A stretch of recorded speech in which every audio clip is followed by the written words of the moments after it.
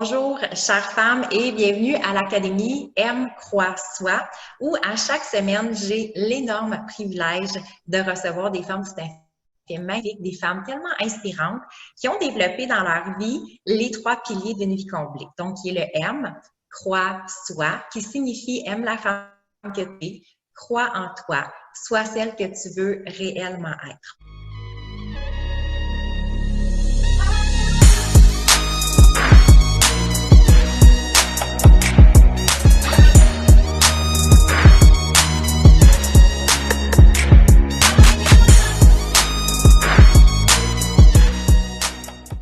Et aujourd'hui, je dirais que ça va être comme une entrevue bonbon. On reçoit la merveilleuse Marie-Pierre Chaumont. Alors, merci sincèrement, Marie-Pierre, de venir te déposer dans l'Académie M Croix Soi. Ça fait vraiment plaisir d'être ici. Merci de l'invitation, Valérie. Merci. Alors, Marie-Pierre, tu es à la fois enseignante spirituelle, conférencière, animatrice, chroniqueuse et l'auteur d'un super beau livre qui s'appelle Une vie lumineuse. Et tu canalises donc tu canalises le message de nos guides des êtres de lumière. Je dirais de toi que tu es comme la Oprah Winfrey de nos guides. Je vais mettre ça sur ma carte d'affaires. Ça va être gagnant, c'est sûr. Dis-moi, ça fait combien de temps que tu as accepté cette grande mission? Parce que tu vas le voir au courant de l'entrevue que pour toi, c'est vraiment un méga avant-après, dans le sens que tu avais un travail très cérébral et aujourd'hui, et que là, c'est vraiment un choix que tu as dû faire dans cette mission de vie-là. Oui. Ça fait combien de temps que tu as les deux pieds dedans, comme on pourrait dire? Oui, deux pieds sur terre dedans. Ça fait 10 ans. Ça fait 10 ans que j'ai fait ma transition. Mais en fait, tu as une super belle poche. Je pense que j'en ai jamais parlé de ça. Moi, j'ai dû prendre une fin de semaine pour aller accepter cette espèce de choix-là de vie. Parce que j'étais dans le rush d'être maman, j'avais mes petits cocos. On pourra parler un peu après comment ça s'est passé. Mais j'ai dit à mon chum, je sens qu'il faut comme j'aille m'asseoir puis accepter que je transitionne dans d'autres choses, puisque ça me faisait très, très peur. Fait que j'avais été à une chamboisée, qui est un endroit où on peut aller dans une petite maisonnette, là, et j'avais été méditer, puis j'avais comme accepté, bon, ben ça va être ça ma vie, parce que ça me faisait super peur, mais j'ai fait le pas durant cette fin de semaine. Ah, je trouve ça vraiment génial. Puis c'est pour ça que je dis vraiment une entrevue bonbon, parce que pour toi, tu as dû faire des acceptations, tu as dû faire des changements, tu as dû faire des transitions. Donc, ça n'a pas été, écoute, j'ai commencé comme ça et bingo, tout a déboulé par la suite. Donc, t'es vraiment venu justement travailler tous ces piliers-là de dire, parce que l'amour de soi, c'est dire je vais me choisir, tu sais, il a fallu que tu crois vraiment en toi pour dépasser toutes ces craintes-là, ces peurs-là, te permettre en même temps d'être. Fait que ça va être vraiment de grande richesse, cette entrevue-là. Alors, si on y va tout de suite avec le premier pilier, dans le fond, qui est au niveau de l'amour de soi, parce qu'écoute, tu as eu on pourrait dire un vécu, je vais dire extraordinaire, mais dans le sens que quand tu étais dedans, ça ne devait pas être si extraordinaire. Et tu as relevé d'un cancer et tu as relevé aussi d'un burn-out que tu nommes spectaculaire. Spectaculaire. Il était quelque chose. Oui, c'était. Dis-moi comment, parce qu'écoute, là, c'est un méga avant-après, parce qu'on voit rayonnante, lumineuse, magnifique. Comment tu as fait, dans le fond? Tu sais, ça a été quoi comme justement les éléments déclencheurs pour te sortir de ce tourbillon-là, d'arriver aujourd'hui où tu en es? Oui. Moi, je n'avais pas le choix dans mon expérience. Je le réalise aujourd'hui. Il fallait que j'aie des gros chocs parce que je n'aurais pas avancé. Je le sais maintenant là, que je ne l'aurais pas fait. Donc, je le vois que ça a été des gigantesques cadeaux, mais je le sais aussi que quand on est dedans, c'est quelqu'un qui écoute ça en ce moment et qui se dit « Non, c'est pas vraiment un cadeau d'avoir le cancer. Je t'entends, je comprends absolument ce que tu vis en disant ça. » Moi, quand j'ai été diagnostiquée, j'avais 24 ans, puis je venais de me marier, ça faisait même pas un an qu'on était mariés avec mon conjoint. J'ai trouvé une bosse dans mon cou, je pensais que c'était un kyste. Et suite à ça, ils ont fait des examens, ils ont réalisé que j'avais des bosses partout, puis c'était un cancer Hodgkin du système lymphatique. Et le 6 mois de chimiothérapie, tu peux pas vraiment faire. Moi, dans ce temps-là, je n'étais pas en développement personnel, j'étais en mode survie. Là. Je voulais juste passer à travers ça. Et j'ai commencé à voir mes grandes blessures, la façon dont je me parlais beaucoup durant le cancer, qui était, j'en reviens pas que je sois tombée malade, mon corps n'a pas été capable de passer par-dessus. Fait que mon dialogue intérieur était très négatif. Je me sentais mal d'être tombée malade parce que je faisais vivre ça à ma famille, à mon chum et tout ça. Et ça a été une belle porte ouverte pour voir quelle était la relation avec moi-même. C'est un des beaux cadeaux que j'ai eu à travers le cancer. Puis ensuite, quand j'ai guéri du cancer, j'ai eu des beaux jumeaux qui n'ont pas dormi pendant presque 4 ans. Et là, j'ai crashé. Mal sale. Et donc, je suis arrivée au travail une journée, j'étais conseillère en communication. Je me suis assise dans mon ordi, je n'étais plus capable de me rappeler de ce que j'étais censée faire. Donc, ils m'ont renvoyée à la maison. Et durant le burn-out, ça a été tout un autre paire de manches. Parce que quand tu as le cancer, tu as le droit d'avoir le cancer, tu es malade, c'est pas de ta faute. Quand tu as le burn-out, tu n'as pas été assez forte pour passer par-dessus. Ça, c'était mon dialogue intérieur. C'est pas ça que je crois pas tout. Ouais. Et donc, quand j'ai eu le burn-out, ça a été le moment le plus humiliant de toute ma vie.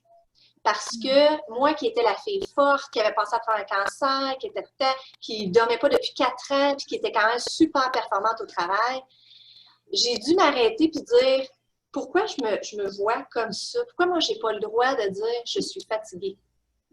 Parce que je ne me permettais pas de faire ça, jamais, jamais. C'était lié beaucoup à mes programmations de si j'ai de la valeur, c'est parce que j'ai fait quelque chose en échange pour recevoir. Mon mérite était lié énormément à qu'est-ce que les gens pensaient de moi.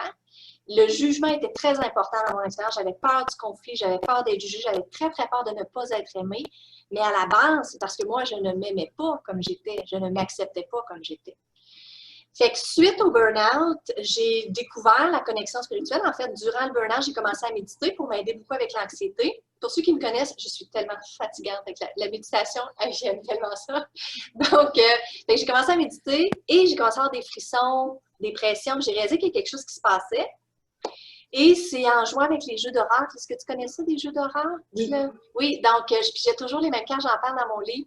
Et là, quand j'ai pigé une journée la carte Travailleur de lumière et travailler avec l'énergie, ça faisait tellement de fois que je la pigeais, je la remettais dans le paquet, puis je la repigeais. Puis j'ai dit, mais j'aime ça, mon travail. Puis j'ai entendu pour la première fois mes guides qui ont dit, non, t'aimes pas ça. Puis là, tu sais, il y a des moments d'épiphanie, là. Je me rappelle, j'étais assise dans ma chambre, dans la méditation, puis j'ai comme réalisé, oh mon Dieu, j'aime pas ça. Oh mon Dieu. Fait que ça a été un autre super beau cadeau que je n'aurais pas eu sans le burn-out, parce que je me serais jamais arrêtée pour me dire, c'est ça que je veux vivre comme expérience humaine? Et donc, suite à ça, moi, j'ai commencé à explorer. Je savais que je voulais canaliser les guides. C'est ça que je veux que les gens comprennent. Souvent, ils disent, comment je peux savoir c'est quoi mon chemin? C'est ce qui te parle beaucoup. Moi, je ne sais pas pourquoi c'était les guides. C'était tout le temps, je veux canaliser les guides. Je ne savais même pas que j'avais des guides 20 minutes avant. Puis là, je suis en train d'aller savoir de quoi je dis, ah, ça, c'est mon travail. Et puis, finalement, j'ai suivi un cours en traitement énergétique qui n'était pas du tout pour moi, mais qui m'a beaucoup enseigné. Et ça a été, j'aime ça quand tu dis, ça n'a pas été facile, puis c'est pas pour se plaindre, c'est que moi, j'aurais bien aimé ça que ce soit facile. Moi, j'étais un petit peu assise sur mon sofa, puis je disais à mes guides, ah oui, occupez-vous-en, là, moi, je ne veux pas rien faire. Et il n'y a rien qui n'arrivait sans que je ne faisais pas face à mes blessures, sans que je ne sortais pas de ma zone de confort. Fait que là, maintenant, je sors constamment. Je ne me pose même pas la question, faut que je fasse quelque chose. Ah oui, let's go, let's go. Parce que j'ai compris que c'est énergétique. L'expérience humaine, elle est vibrationnelle. Fait que si moi, je ne mets pas la vibration, je ne vais pas recevoir. C'est pas lié à ma valeur, c'est lié à la vibration.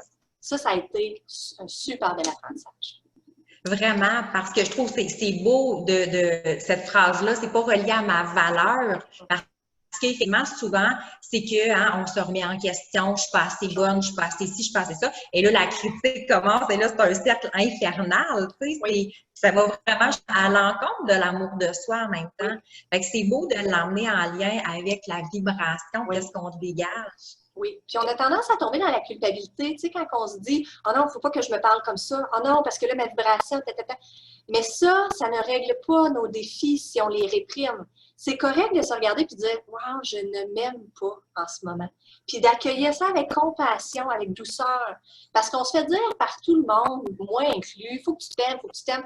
Mais on a des blessures, on a des programmations qui sont à l'encontre de ça. On ne peut pas les ignorer, ça.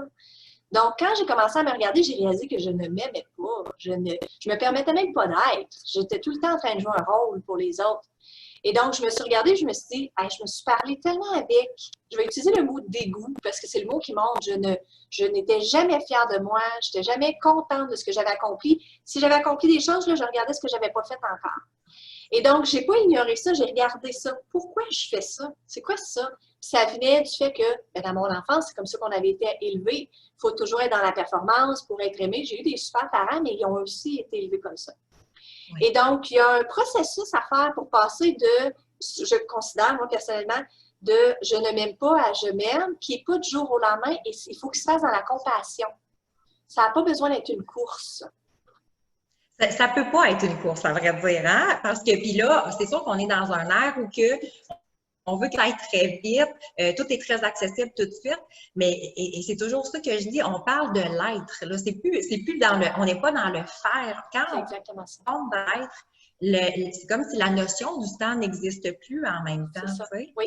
Et tu dirais justement, avec tout ce parcours-là, c'est quoi maintenant ta définition justement de l'amour de soi? C'est la présence. C'est la présence, peu importe ce que je vis. Ça, c'est de l'amour pour moi.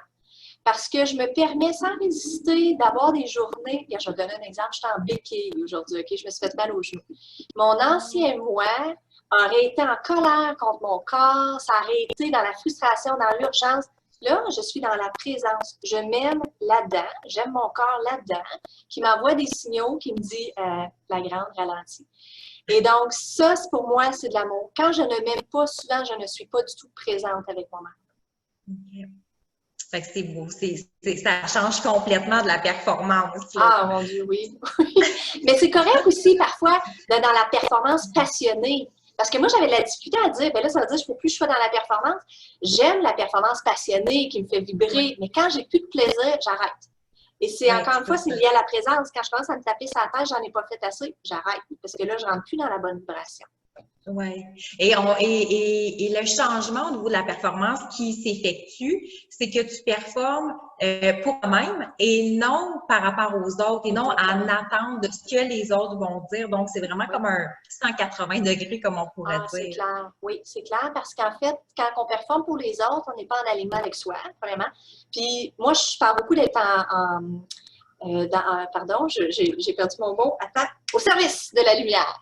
Donc, je parle souvent d'être au service de la lumière. Et donc, au service de la lumière, ça veut dire, on est en connexion, je suis ici, je suis en présence. Et si je suis dans la performance des autres, bien là, je me désancre, je suis plus au service de la lumière. Et donc, c'est pour ça que moi, c'est mon mot d'ordre, toujours, toujours. C'est bien. Puis, ce serait quoi, mettons, justement, le mot que tu aurais à dire aux personnes qui sont justement aux femmes qui peut-être nous écoutent et qui justement sont dans un burn-out, quand tu es dans un état vraiment de vie très difficile. Oui. C'est quoi, ben, mettons, toi, c'est quoi tu disais peut-être pour voir la lumière au bout du tunnel à un moment donné? Oui. Bien, moi, la première chose que j'ai dû faire, c'est accepter que j'avais besoin d'aide. Ça n'a pas été facile parce que je demandais très rarement de l'aide. Donc, accepter d'avoir besoin d'aide puis de recevoir de l'aide, c'est un acte d'amour envers moi-même. Fait que ça a été un gros élément. Je résistais beaucoup à la guérison parce que ça remplissait, ça c'est vraiment moi, là. Moi, être malade, ça remplissait un peu un besoin en moi. Puis je vais t'expliquer pourquoi.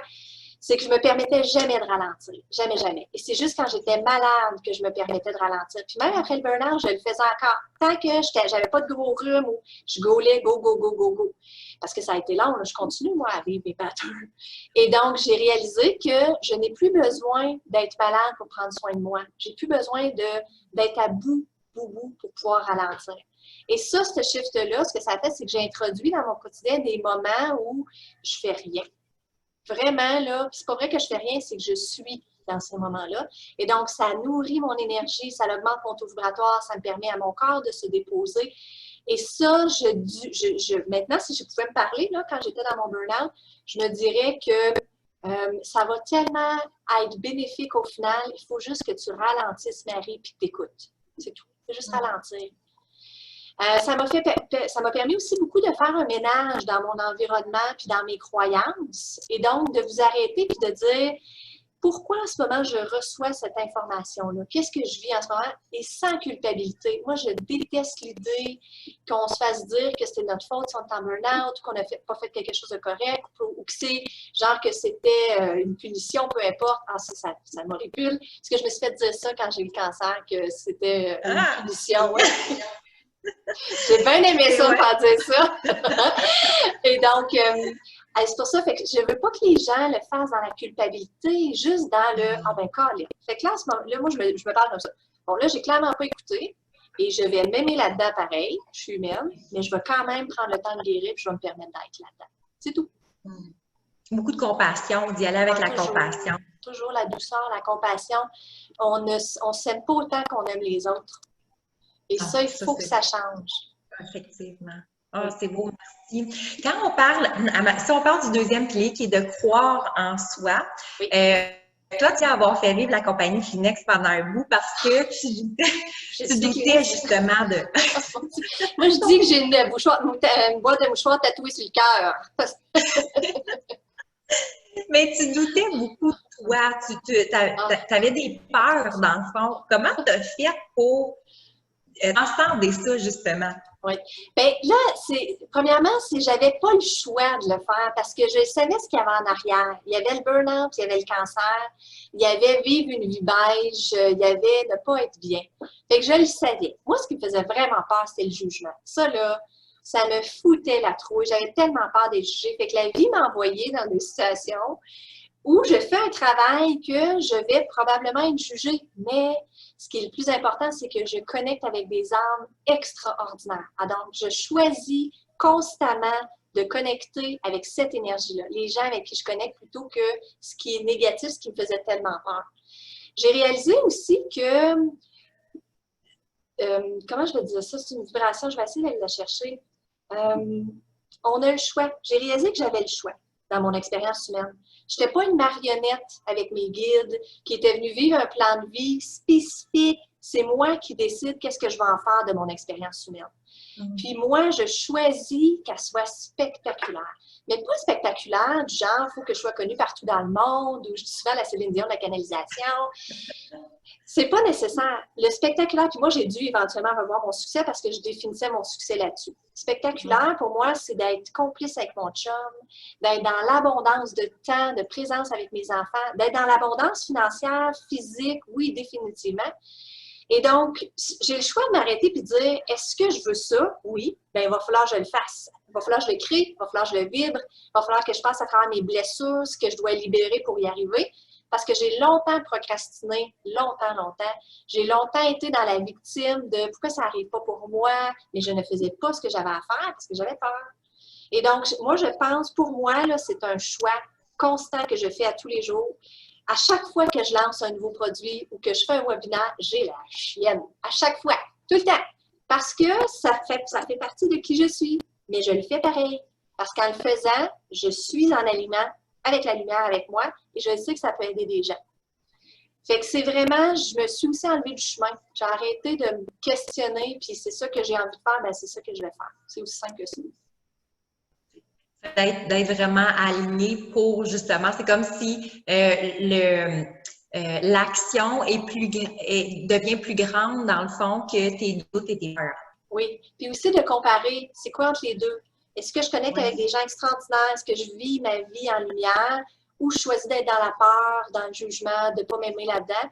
Bien, finalement, c'est clair que je vais choisir ça, même si c'est plus difficile d'un fois. Mais c'est plus difficile au début que de rester dans ça. Parce que ça, au final, c'est impossible à vivre à long terme. Surtout avec la vibration de la Terre qui change en ce moment, on ne peut plus ignorer beaucoup de choses. Et donc, c'est pour ça qu'on est tellement appelé à le faire. C'est plus quelque chose qu'on peut fuir pendant des années, malheureusement. Alors, ça serait quoi le conseil, justement, comme là, la femme qui est chez elle et qui se dit, écoute, moi, je doute de moi, j'ai peur, je ne veux pas faire des zones de sortie, des sorties de zone de confort parce qu'en même temps, des fois, je pense que ce qui fait peur aux gens, c'est de dire, bien, il va y avoir des changements. Avec les sorties de zone de confort, il y a des changements qui se font. Oui. Ça serait quoi? Qu'est-ce que tu aurais le goût de leur dire en lien par rapport à ça? Il y a deux choses. La première, c'est souvent les gens me disent, oui, mais je ne sais pas ce que je veux, je ne sais pas c'est quoi je veux. Oui, mais tu sais comment tu veux te sentir. Et c'est ça qu'il faut que tu martèles comme vibration. Je veux me sentir en liberté, je veux me sentir apaisée, je veux me sentir aimée, valorisée. Quand tu martèles cette vibration-là, tu attires ça dans ton expérience. Et souvent, quand on attire ça, ce qui arrive, c'est que ce qui doit sortir, ça monte à la surface. Fait que parfois, on vit certaines expériences qu'on se dit, mon Dieu, je suis en train de reculer, j'essaie de vibrer ça, puis je recule. Tu ne recules pas, tu fais du ménage. Tu es en train de te libérer de ce qui t'empêche d'aller dans ces vibrations-là. Ça, c'est la première chose. En deuxième lieu, ce serait de ne pas avoir à passer à l'action tout de suite. Je vais t'expliquer pourquoi. Souvent, en session, les guides suggèrent des choses, ils ne sont jamais dans le « faut que tu le fasses », c'est toi qui as le libre choix. Mais ils disent toujours à la personne, très très rarement ils ne disent pas ça, tu n'as pas besoin de le faire demain matin. Fais-le avec douceur envers toi-même. Fait que la première étape, c'est que tu observes comment je me sens, il y a des choses qu'il faut que je change dans mon expérience. C'est pas ça que je veux vivre comme expérience humaine. Observe. Après ça, regarde qu'est-ce que ça me fait sentir physiquement, c'est quoi la vibration que j'émane là-dedans. Et là, éventuellement, quand il y a des actions inspirées qui vont venir, quand tu vas avoir le sentiment qu'il faut que tu passes à l'action, tu le feras à ce moment-là. Ça se peut que ça te fasse peur. Ça se peut que ce ne soit pas super facile de le faire. Ça se peut que ça sorte tout croche comme moi, ça sortait tout croche quand je devais dire à certaines personnes. Je pleurais, j'avais du trémolo, je finissais mon, mon dialogue. En fait, il était meilleur dans la douche après quand je me repratiquais, mais c'est pas grave. Je l'avais dit pareil. Et c'est ça qui est le plus important, c'est de le dire, mais tu n'as pas besoin de le faire demain matin. Fais-le à ton rythme, en douceur avec toi-même. Oui. Et des fois, c'est ça fait partie justement un peu de la nouvelle programmation. Plus qu'on pense qu'on va, on va se préparer, on va le dire, on va le faire, c'est comme si il y a des choses qui se placent à l'intérieur de nous aussi pour comme nous donner ce courage-là d'aller vers l'action. Oui, puis de demander à son équipe divine de nous aider. Parce que moi, à chaque fois que je vais faire quelque chose de difficile, je dis à mes guides, OK, j'ai besoin de votre aide. Donnez-moi les mots, aidez-moi, supportez-moi là-dedans. C'est moi qui est la leader, je le sais maintenant. Avant, je leur domptais tout ça. Là, je sais que c'est moi, mais j'ai les saints qui m'aident, qui m'accompagnent, qui me donnent de l'information. Donc, vous n'êtes pas tout seul dans votre cheminement sur Terre. Non, c'est ça. Fait qu'en tant que quelqu'un qui n'a pas nécessairement ces notions-là, tu dirais, pour parler justement à nos guides et tout ça, tu leur dirais de leur parler comme si c'était quelqu'un qui était là. Est-ce que tu sais? Okay. Oui. Fait que souvent, les gens ils pensent, OK, est-ce qu'il faut que je médite? Est-ce qu'il faut que je mérite de recevoir? Souvent, les gens ils disent, je fais pas ce que mes guides veulent, ils veulent sûrement pas me parler. Tellement pas. Les guides, ils n'ont aucun jugement dans notre expérience humaine. Ils sont juste dans l'accueil. Ils savent que c'est pas facile d'être humain. Donc, les guides, ils parlent en vibration. Et donc, si tu veux connecter avec tes guides, tu peux leur parler absolument. Mais si tu veux quelque chose de précis, vibre ce que tu veux recevoir. Donc, c'est pour ça que je disais au début, comment tu veux te sentir. Là, tu dis à tes guides, c'est ça que je veux. Puis vous me guidez vers ça. Et à tous les jours, moi, quand j'ai un projet, quand je suis en train de créer quelque chose, je connecte avec la vibration. Puis là, moi, je joue beaucoup avec mes guides, ils sont très sympathiques. Et je leur dis, c'est vers ça qu'on s'en va. Mais sans urgence. Il n'y a plus d'urgence. Je ne suis plus dans l'agenda humain. Plus du tout. Super. Et si on parle du troisième pilier, qui est le soi, parce que ça, tu dis que tu as eu vraiment quelque chose à dépasser par rapport à ça, dans le sens de te permettre d'être celle que tu voulais vraiment être, parce que justement, tu es partie d'un métier qui était très traditionnel. Et là, aujourd'hui, ben, avec le métier que tu fais, on ne se le cachera pas, je pense qu'il y a encore, comme je sais pas, tu le vois, puis il y en a moins qu'avant, mais je pense qu'il y a encore des jugements, de l'incompréhension. Je pense que ça serait plus de dire de l'incompréhension, des tabous par rapport à ça. Oui. C'est beaucoup à dépasser, là, dans le sens parce que notre travail, c'est souvent, en plus, les gens nous définissent par rapport à ce que nous faisons. Donc, ça revient souvent de dire, ben écoute, moi, je canalise ou, tu sais, peu importe. Comment que tu vis ça de dépasser le jugement des autres? Comment tu fais? Moi, la première étape, j'ai dû accepter d'émaner ma lumière. Je me gardais très petite. J'avais très, très peur que les gens me voient. Je suis une introvertie majeure. Les gens ne savent pas souvent que je suis introvertie. Et donc, j'ai dû prendre conscience que souvent dans des pièces, je me gardais petite. Fait que j'ai travaillé à émaner ma lumière, à être vue, puis à être correcte avec être vue. Puis être correcte avec le fait que c'est pas en alignement avec ce que certaines personnes vivent. Et ça ne me définit pas ce qu'eux, ils choisissent de vivre comme expérience et je ne devrais pas les définir non plus à travers mon expérience. On devrait être très respectueux du fait que il y a quelqu'un qui n'a pas le goût de connecter et c'est tellement correct. Moi, tout ce que je demande aux gens, c'est d'être respectueux un envers l'autre. L'autre élément, c'est que quand j'ai commencé à sortir de ma zone de confort, au début, je me disais, il faut que je sache tout pour que le monde ne puisse pas me prendre en défaut, il faut que je devienne l'experte, mais c'est pas possible parce que je ne serai jamais l'experte pour tout le monde. Je suis moi, puis j'aide des gens spécifiques. Et donc, j'avais lu quelque chose que j'ai adoré de Denise Duffield Thomas, qui a écrit un super beau livre qui s'appelle Chillpreneur. Et elle disait, joins-toi à la conversation. Tu n'as pas besoin de tout être la conversation. Avec ce que toi t'apportes, tu te joins à la conversation. Puis là, ça a tellement éclairé mon chemin parce que quand j'arrive, j'ai pas besoin de tout savoir, d'être parfaite. Moi, c'est ça que j'apporte. Et de dire en toute humilité, quand je le sais pas, ou je ne suis pas la personne pour toi. Et ça, ce que ça a fait, c'est que ça m'a permis de m'honorer dans ce que moi j'offrais, sans essayer d'être, encore une fois, dans les attentes des autres ou dans le jugement des autres. Si quelqu'un me dit « tu n'es pas capable de prédire les chiffres de la loto », ben, tu as raison. Je ne suis pas capable. Je l'aurais fait. Je ne suis pas capable. Ce n'est pas mon rôle. Et donc, j'accepte que moi, c'est ça que j'apporte. Puis, je suis bien là-dedans maintenant. Je suis vraiment en intégrité. Mais il a fallu que j'accepte que je ne serai pas parfaite ou l'experte de tout. Puis là, c'est tellement plus relaxant. Je n'ai pas besoin de performer. Ça t'a enlevé la pression, dans le fond. Oui, vraiment. Moi, j'ai le goût d'avoir du plaisir dans mon expérience humaine. J'ai le goût de transmettre les messages des guides, j'ai le goût d'être présente et d'être dans ma lumière, puis ça n'a pas besoin d'être plus compliqué que ça. Vraiment, là, ça peut être super simple. Puis parce que, tu sais, admettons, si on parle des jugements dans le sens que monsieur, madame, tout le monde à l'égard de toi-même, mais toi, tu as aussi dû relever ce défi-là en lien avec ta famille, peut-être, je pense, ta famille proche au début. Là, on parle de d'autres choses, hein, parce que souvent, c'est que ça vient plus nous chercher émotivement quand que les gens autour de nous, on s'attend qu'ils vont croire en nous puis nous supporter un peu, mais comme quand ça va à l'encontre de ça, c'est doublement difficile, en tout cas que moi, je trouve. Dis-moi comment que tu as fait pour justement transcender ça aussi. Comment tu vis avec ça? Ça a été un de mes plus gros défis de mon expérience humaine. Parce que moi, je veux être aimée. C'est aussi simple que ça. J'aimerais ça que tout le monde m'aime puis qu'ils m'applaudissent quand je fais mes affaires. Et donc, quand je suis arrivée avec ça dans la famille de mon conjoint, j'ai pas été applaudie. Il n'y a pas eu de standing ovation quand je suis rentrée avec ça. Donc, ça m'a fait travailler énormément le respect envers les autres. Parce qu'au début, je sentais beaucoup leur résistance. Fait que moi, je rentrais en résistance de « Ah, ils ne savent pas de quoi ils parlent. » Puis je fais quelque chose d'extraordinaire. Puis là, ils ne m'aiment pas là-dedans. Mais finalement, c'est pas à moi de décider ce qu'eux ont besoin dans leur expérience humaine. Tant qu'il y a un respect, et il y en a un respect. Ils me respectent dans ce que je fais. Ils ne me dénigrent jamais verbalement, en tout cas pas devant moi. Ils ne me dénigrent pas. Ils me laissent faire ce que j'ai à faire. Et c'est tout ce que je demande. Fait que ça m'a fait travailler énormément de me permettre d'être, même si les gens ne sont pas à l'aise avec ça, et surtout de ne pas avoir à me justifier, et aussi de respecter que ce ne sera pas pour tout le monde. On peut cohabiter avec des gens qui n'ont pas la même façon d'être. Parce que quand j'ai écrit le livre, j'étais vraiment dans le milieu de cette expérience-là, qui m'a appris énormément à m'aimer là-dedans et à vivre ma guérison. Et c'est tellement beau parce que maintenant, je vois le cycle. J'ai beaucoup pardonné à ma belle famille. Je me suis pardonné certaines actions aussi là-dedans. Et j'ai plus besoin maintenant de justifier. On peut juste cohabiter puis on est bien comme ça.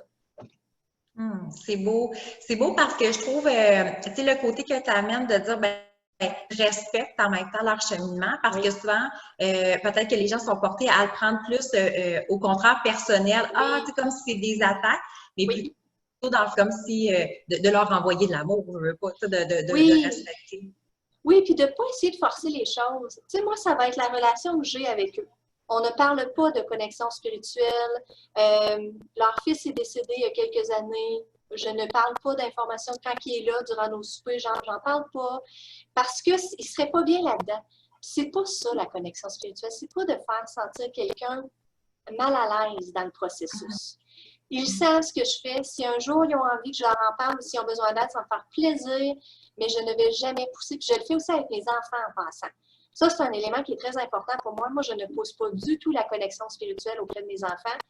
C'est eux qui vont décider. Ils savent ce que je fais. Parfois, moi, j'ai un de mes cocos qui parle à ses guides. C'est fantastique, mais pas constamment. Puis, je ne les envoie pas dans les camps de vacances pour ouvrir leur troisième œil. C'est correct, c'est les parents qui le font, mais moi, ça, c'est pas ce que je veux avec mes garçons. Et éventuellement, s'ils ont le goût de connecter, on va en parler, mais ça ne sera jamais forcé. Jamais, jamais. C'est beau ce respect-là, de dire justement que chacun vient pour sa propre expérience aussi, hein? Oui, c'est ça. Son propre cheminement. Exactement. C'est magnifique. Alors, pour les femmes, justement, qui ont, parce que ce que je m'aperçois, c'est que les femmes se limitent souvent dans leurs projets, justement, en lien par rapport au jugement que les autres vont avoir par rapport à elles. Oui. Qu'est-ce que tu... ça serait quoi le message, le message, dans le fond, que tu leur offrirais pour arriver à dépasser le regard, finalement, se libérer du regard des autres? Moi, c'est la question que je me pose constamment qui est qu'est-ce que je veux vivre, moi, comme expérience humaine? C'est vraiment la question. Ça, j'aime tellement cette question-là parce que ça ramène à je suis ici pour juste un nombre limité d'années. Je suis venue apprendre plein de choses, je suis venue vivre plein de choses. De quoi je veux que ça ait l'air? Je trouve que ça nous remet dans notre pouvoir, dans notre responsabilité de cette expérience-là. Et suite à ça, posez-vous la question, bon, ben, si moi, je veux vivre cette expérience-là humaine, ça veut dire qu'elle n'est pas à propos des autres ou des attentes des autres. Et je vais respecter c'est quoi qu'eux, ils choisissent de vivre comme expérience humaine. Et suite à ça, ce que je leur suggère, c'est d'écrire. Je veux me sentir comme ça. Il n'y a pas de rêve trop fou sur la Terre. On est énergie, on peut créer n'importe quoi. Donc, commencez à avoir du plaisir avec ça parce que c'est pour ça qu'on est venu ici. On est venu pour rire, on est venu pour créer, on est venu pour connecter. Donc, si c'est ça qui vous attire, arrêtez-vous pas, vous êtes exactement dans votre plan de vie. J'aime beaucoup, vraiment, pour moi, c'est déjà la fin de l'entrevue. C'est vraiment un beau message, je trouve, parce que en même temps, tu es partie de situations de vie qui ont été très lourdes et de voir aujourd'hui, justement, de te voir vivre avec beaucoup de légèreté. Tu sais, c'est vraiment un avant-après vraiment spectaculaire. Mais on voit justement à quel point que c'est bénéfique parce que on te voit rayonnante et tout. Et de se prendre moins au sérieux, dans le fond, je dirais peut-être par rapport à tout ça. C'est tellement trop sérieux la connexion spirituelle. Puis moi, c'était ça l'affaire au début. Je trouvais pas personne qui avait le goût de connecter comme moi. Tu sais, tout le monde était très, très sérieux. Puis je me suis dit, non, moi, c'est pas de même que j'ai le goût de connecter. Moi, j'aime ça que ce soit terre à terre, concret. Et c'est comme ça que je connecte avec les gens au niveau de la connexion. Si vous avez le goût que ce soit sérieux, faites-les comme ça. C'est parfait, c'est parfait. C'est comme ça que vous avez besoin de le faire. Mais je pense qu'il faut qu'on démocratise et qu'on simplifie la connexion spirituelle. Ça n'a pas besoin d'être compliqué. Ça peut être simple, ça peut être agréable, puis ça peut être au quotidien aussi. Vraiment. Donc, Marie-Pierre, on peut, il y a ton super livre qui est en librairie, Une vie lumineuse. Il y a aussi, on peut prendre contact directement avec toi, dans le fond, pour des séances personnalisées. Oui. Puis aussi, tu offres des formations. Oui. En fait, oui. En fait, j'allais dire, justement, la formation Une vie lumineuse, je suis en train de la terminer là, en ce moment. Donc, elle va être accessible à l'été 2020. OK. Et, fait que ça va être ce que j'enseigne dans le livre et plus une formation de 12 semaines. Puis les gens qui ont envie de connecter, j'ai la formation maîtrise en canalisation. J'accompagne pendant 3 mois des âmes aussi très lumineuses qui ont le goût de connecter avec leur guide, de se nettoyer leur énergie, qui ont vraiment le goût de cheminer au niveau spirituel pour peut-être éventuellement accompagner les gens aussi. C'est vraiment génial. Écoute, merci sincèrement de transmettre toutes ces informations-là avec ta luminosité. Je dirais, c'est le premier mot qui vient, mais avec ta lumière, justement, tu es très rayonnante. C'est vraiment un énorme privilège de t'avoir rencontré pendant cette entrevue. Merci beaucoup. Bien, c'est un grand plaisir. Merci Valérie. Merci, au plaisir. Bye bye. Bye bye.